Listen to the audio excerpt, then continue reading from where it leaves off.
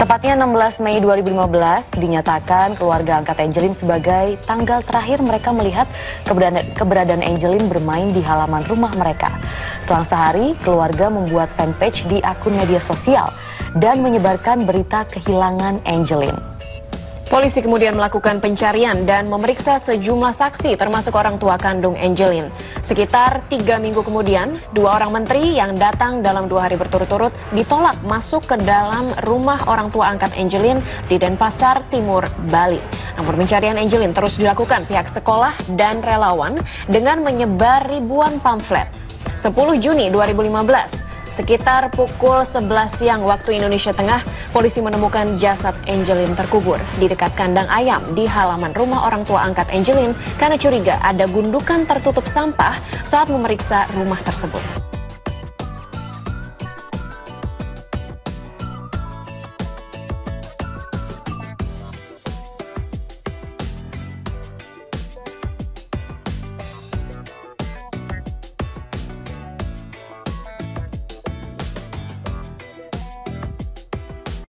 Rumah tangga di kediaman korban, Agus sempat memperkosa Angelin sebelum Angelin dikuburkan.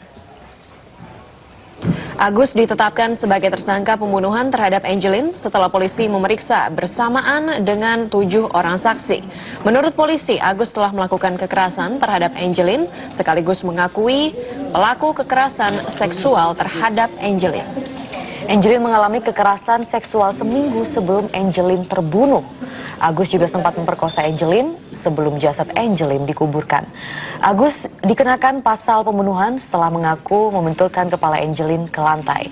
Selain memeriksa Agus, Polresta Denpasar juga memeriksa ibu angkat korban, yakni Margareta, 2 kakak angkatnya, dan 2 penghuni kos. Hasil forensik tim dokter menyebutkan jasad korban dikubur sejak 3 minggu lalu. Pada jasad korban ditemukan tanda-tanda bekas kekerasan seperti jeratan pada leher.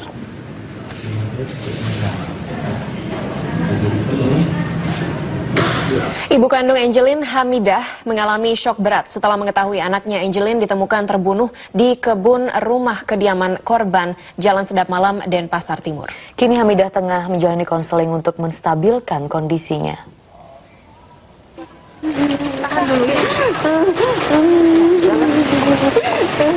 Hamidah harus jalan dipopong oleh tim Pusat Pelayanan Terpadu Pemberdayaan Perempuan dan Anak Kota Denpasar untuk diberikan konseling dan pendampingan karena mengalami syok berat. Hamidah terus menangis dan sempat pingsan beberapa kali setibanya di Rumah Sakit Sanglah untuk melihat jenazah Angelin. Anggota tim P2TP2A, Siti Sapurah, membenarkan bahwa Angelin menjadi korban kekerasan seksual sebelum dibunuh. Angelin menjadi korban kekerasan seksual seminggu sebelum ajal menjemput bocah berusia 8 tahun tersebut. Namun ibu angkat Angelin masih berkilah terlibat pembunuhan Angelin.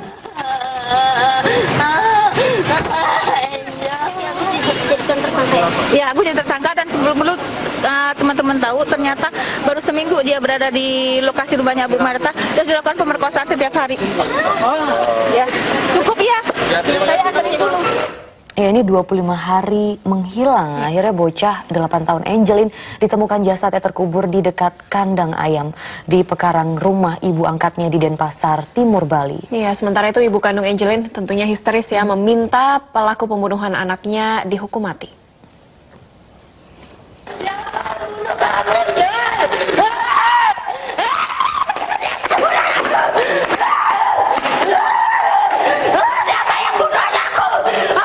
Hamidah berteriak histeris menuntut pelaku pembunuh anaknya Angelin dihukum mati. Hamidah yang tidak terima anak kandungnya ditemukan tewas menangis histeris di depan pintu kamar jenazah Rumah Sakit Umum Pusat Sanglah, Denpasar, Bali. Hamidah adalah ibu kandung Angelin yang datang dari Banyuwangi, Jawa Timur, didampingi saudaranya. Buka pintunya, Pak.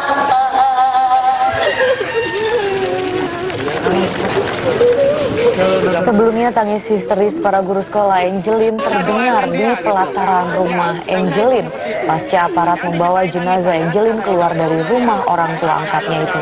Mereka tidak menyangka nasib tragis berujung maut menimpa Angelin.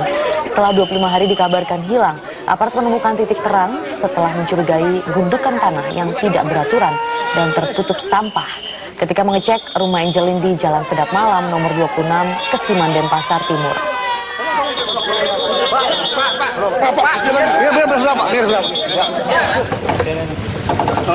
Usai melakukan olah tempat kejadian penemuan kuburan dan jasad Angelin, tim Lapfor Polresta Denpasar mengamankan sejumlah alat tajam seperti skop, pacul, dan spray yang diduga dipakai untuk membunuh Angelin. Penemuan ini pun menguatkan para guru sekolah Angelin.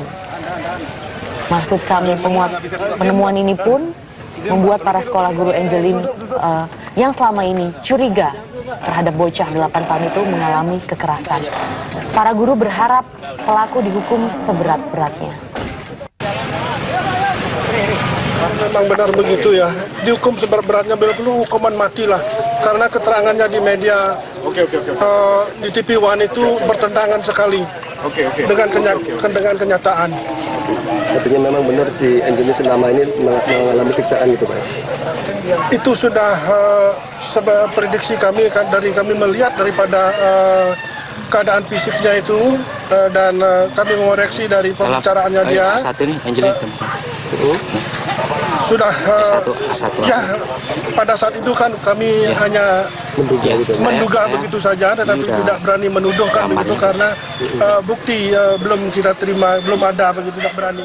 Sementara itu pemirsa, dari hasil otopsi jenazah Angelin, tim forensik Rumah Sakit Sanglah Denpasar memperkirakan bocah 8 tahun ini telah meninggal dunia sejak 3 pekan lalu dengan penyebab pendarahan di kepala. Selain itu, tim forensik juga menemukan luka memar hampir di sekujur tubuh Angelin.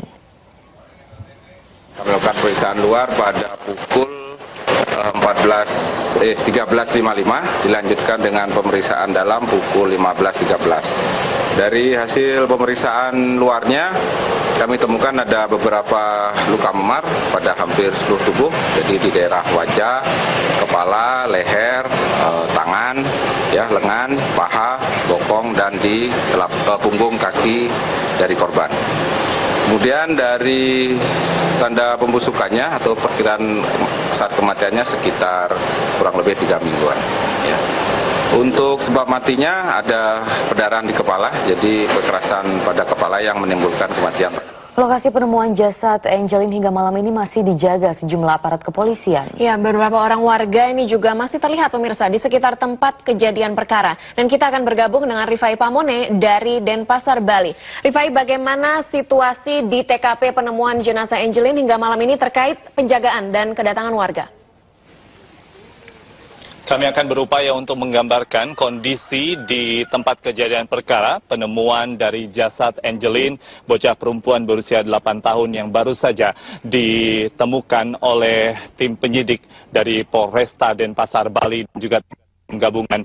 Krizia, saya akan memulai dari kondisi di depan rumah di Jalan Sedap Malam nomor 26 ini. Kondisinya sangat sepi. Lampu tidak dinyalakan oleh petugas yang berjaga-jaga di sekitar lokasi tempat kejadian perkara penemuan. Lalu polis lain juga dipasang di sekitar rumah. Sepanjang sekitar 100 meter, polis lain ini melingkar di sekitar lokasi.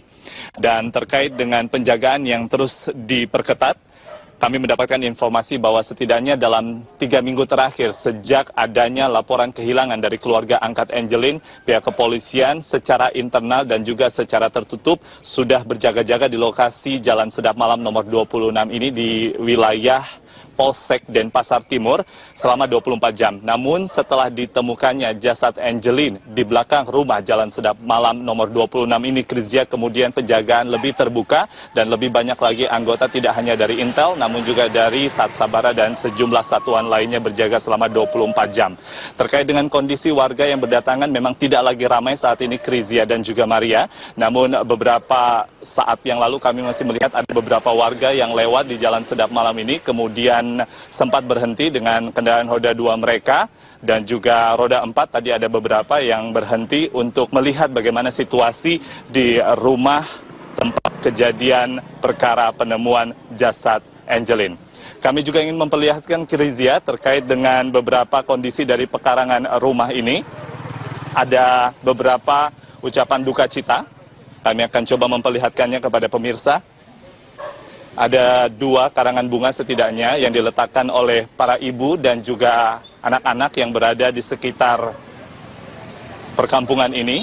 Ada tulisan duka cita dan juga tentunya ini ditunjukkan untuk memperlihatkan empati dan juga simpati kepada keluarga korban yang tentunya saat ini tengah dalam kondisi duka cita.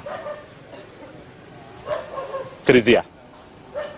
Rifai, kemudian bagaimana dengan penyidikan polisi terhadap sejumlah saksi? Apakah sudah ada perkembangan? Perkembangan terbaru yang bisa kami informasikan terkait dengan apa yang dilakukan oleh Polresta Denpasar Bali khususnya Krizia adalah terkait dengan beberapa saksi yang memang sudah ditahan kemudian dilakukan pemeriksaan lebih lanjut. Dari beberapa saksi yang seperti sudah diketahui diantaranya ada penjaga rumah dan juga kemudian beberapa anggota dari keluarga angkat Angelin, diantaranya adalah ibu angkat Margaret dan juga kakak angkatnya Yvonne yang sempat diinterogasi di Polda Jati maupun di Polresta Denpasar Bali hingga pukul 20 lebih 30 menit waktu Indonesia bagian tengah. Pihak kepolisian, khususnya penyidik dari Polresta Denpasar Bali, akhirnya menetapkan satu tersangka hingga saat ini, yaitu penjaga rumah dari rumah keluarga angkat yang berada di Jalan Sedap Malam nomor 26 ini dengan inisial A. Kemudian hal tersebut masih terus akan dikembangkan. Informasi yang beredar saat ini, motif dari pembunuhan yang diungkap dari hasil forensik atau sidik forensik dilakukan di RSUP Sanglah Denpasar Bali, di mana ada kemungkinan besar kekerasan lalu berujung pada pembunuhan. Ditetapkan juga oleh pihak kepolisian bahwa informasi saat ini tersangka berinisial A sempat melakukan pemerkosaan terlebih dahulu, kemudian menghilangkan nyawa bocah perempuan berusia 8 tahun, Angelin. Krizia. Baik, Rifai Pamon yang melaporkan langsung dari Denpasar, Bali. Pemirsa, kisah pencarian Angelin diawali sejak bulan Mei lalu, tepatnya ketika keluarga angkat Angelin menyatakan kehilangan bocah berusia 8 tahun itu dan mencarinya melalui akun media sosial. Namun ketika menyebar, keluarga angkat dari Angelin ini justru tertutup kepada media, termasuk 2 menteri yang berkunjung ke rumahnya.